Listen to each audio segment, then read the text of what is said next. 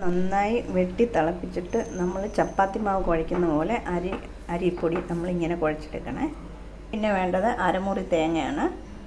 ആവശ്യത്തിന് വെജിറ്റബിളാണ്, അത് നമ്മൾ നന്നായി ചോപ്പ് ചെയ്തെടുക്കണം. അടയാണ് ഉണ്ടാക്കാൻ പോകുന്നത്. ചോപ്പ് ചെയ്തിരിക്കുന്ന വെജിറ്റബിൾസ് എല്ലാം കൂടെ നമുക്ക് അതിൻ്റെ അകത്തോട്ട് മിക്സ് ചെയ്യാം. ഇതിന് എരിവിന് ആവശ്യമുള്ള പച്ചമുളക് എല്ലാം ഇട്ടിട്ടുണ്ട്. പിന്നെ ഉപ്പ് ഇടണം. നന്നായി മിക്സ് ചെയ്യുമ്പോൾ നമ്മൾ ഇതിന് കറിയൊന്നും വേണ്ട.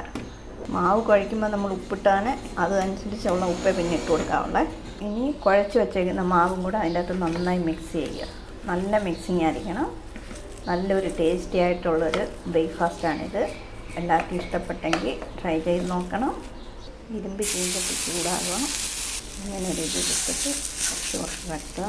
വെള്ളത്തിൽ കൈ വെക്കുക. ഇങ്ങനെ പരത്തി ലൈറ്റായിട്ട് എണ്ണ ഒഴിച്ച് കൊടുക്കുക. ഹെൽത്തി ആയിട്ടുള്ള ഒരു ബ്രേക്ക്ഫാസ്റ്റാണിത്. ഒരു സൈഡ് മൂത്ത് തിരിച്ചിട്ട് കൊടുത്തു. കൂട്ടത്തിൽ ഒരു ഓംലേറ്റും കൂടെ ആയാലും അടിപൊളി. ഇപ്പുറത്ത് ഓംലേറ്റ്, നമ്മുടെ ഹെൽത്തി ആയ അട, ടേസ്റ്റി ആയ അട റെഡി ആയിട്ടുണ്ട്.